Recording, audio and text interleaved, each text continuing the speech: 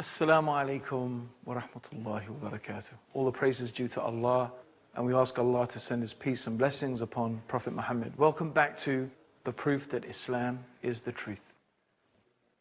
Now, today we're going to launch into a really special topic, the miracle of the Quran, the linguistic miracle of the Quran. You see, the Prophet Muhammad sallallahu alaihi wasallam told us that every single messenger was sent with a convincing miracle.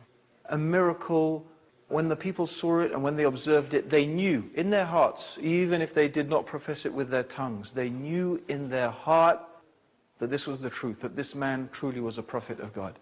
So for example, Moses was given the miracle of the parting of the Red Sea.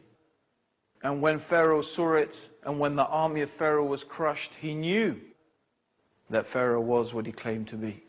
Now I believe, he said, in the God of Moses, the Bani Israel, the children of Israel. Jesus, he healed the sick. He cured the lepers. He gave sight to the blind. Even the dead were raised by the permission of God. These were the convincing miracles that were given to the prophets who came before.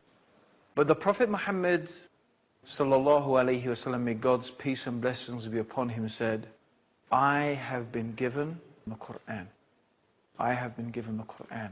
That is the convincing miracle of the Prophet. And he said, I hope that because of it, more people will enter my religion than any other prophet.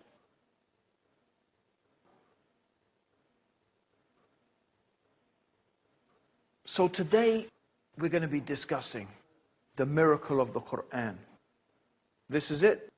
I'm holding in my hand here a miracle. Some of you may say, well, how is it a miracle? If you watched the previous series, you would have got an inkling into how the Quran, in terms of its preservation, is truly an amazing thing. But something being amazing doesn't mean it's a miracle. So what do we mean by a miracle exactly? Well, a miracle is something that cannot normally be achieved by natural processes. And a miracle is something quite different from magic. Because, for example, there are things that magicians can do. Like, for example, when Moses went to Pharaoh, and the sign that God gave to Moses was his staff. When he threw the staff, it became like a snake. And Pharaoh said, well, I have magicians who can do the same thing. So he called his magicians and he organized a competition between the magicians and Moses.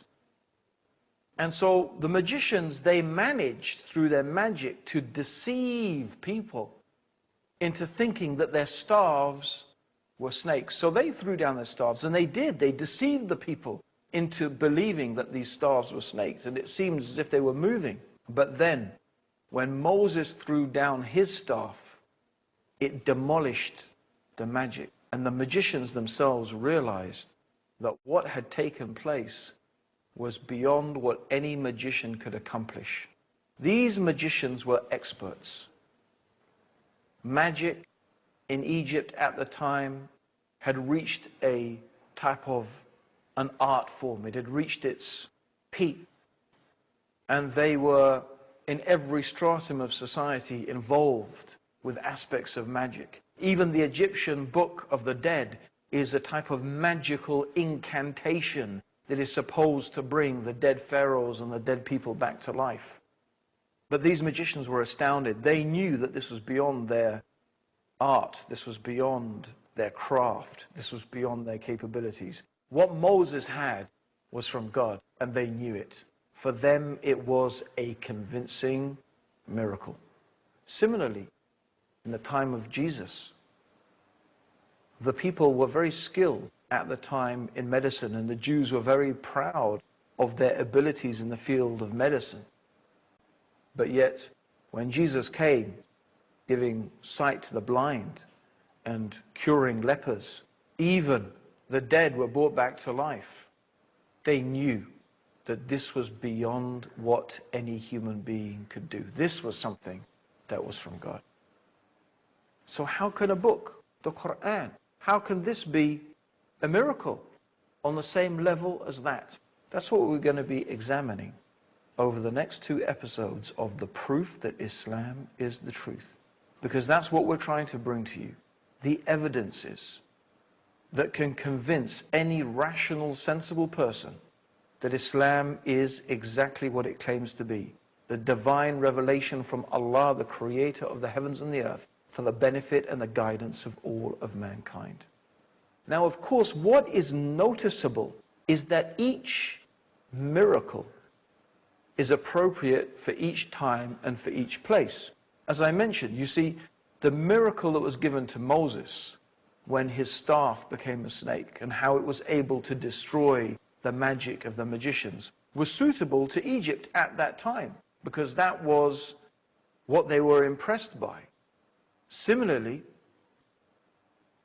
in the time of Jesus, the doctors and the people who were expert in medicine were very impressed. They knew that compared to what their capabilities were at that time, there was no way that they could do those things. They knew that what Jesus had brought was something that was from God. So it was very suitable to that time, to that place. But the Quran is for all times. The Quran is until the Day of Judgment. And the miracle of the Quran is not just one miracle. Its aspect is miraculous in many, many different ways. And certainly, one of the miraculous aspects about the Quran are the statements in the Quran concerning the natural world, concerning things that normally is the realm of scientific investigation. Yet, the Quran contains information that no person could possibly have known 1,400 years ago. These are the scientific miracles of the Quran, because the Quran is guidance, the age of science, just as it was guidance for the age of the Prophet Muhammad, may God's peace and blessings be upon him. But our topic today is not the scientific miracles in the Quran. We're going to be dealing with that in some further episodes. Today, our topic is the linguistic miracle of the Quran. And in some ways, this is a historical investigation, although it is still something that is a challenge that stays until this day. Because the Arabic language is a living language. People still speak Arabic. People can still pick up the Quran who speak Arabic and read it and understand it and comprehend it, even though this book is 1,400 years old. You would be very hard-pressed. In fact, I don't even know if there is another book like this in the world today, or another language like this in the world today, that is so ancient, yet people still comprehend it and still people understand its language. So this is something very special about the Quran. But what we're going to be investigating is this linguistic miracle of the Quran, the challenge of the Quran that was laid down to the Arabs 1,400 years ago. If you do not believe that this book, the Quran, is from God, then produce one chapter like it. Just produce one chapter like it. And if you can't do it, and verily you will never be able to do it, then fear the fire, fear the hellfire, whose fuel is men and stones. So this is the challenge of the Quran. The challenge was for the Arabs to produce just a chapter like the Quran. So I want to really spend a little bit of time explaining the significance of this.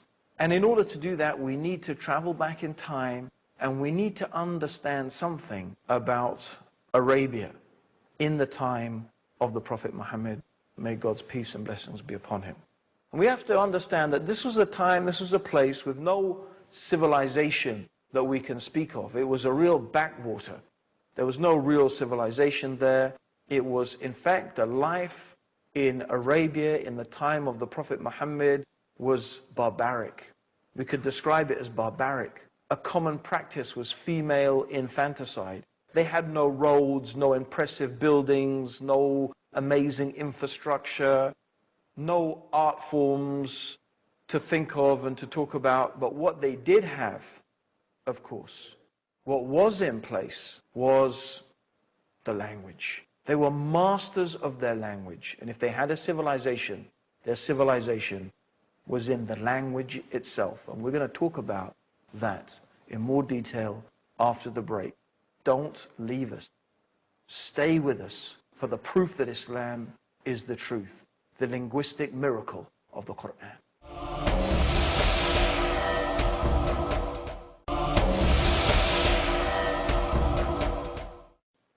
Welcome back to the proof that Islam is the truth. And today we're talking about the linguistic miracle of the Quran.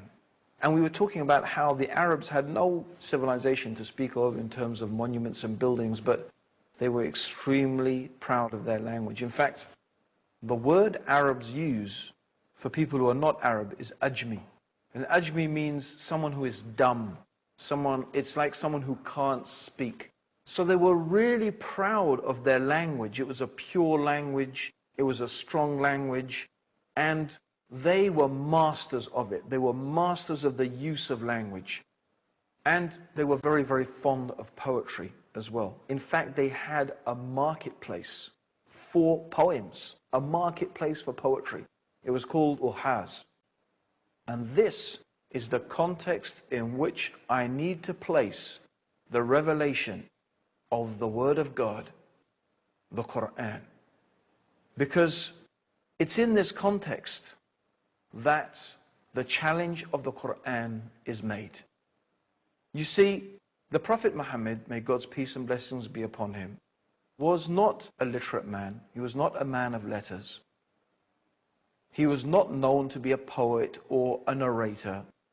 That's not what he was known to be. He was known to be honest and truthful and trustworthy, yet he came with this book, outstanding in its qualities, a masterpiece of literature, unlike which the Arabs had never heard before. And the proof of it, the proof that it was from God to the Arabs, was its eloquence, its mastery of the language, its succinctness. So the Quran made a challenge. The first challenge was because the people were saying, Muhammad invented the Quran. They were claiming he invented it. So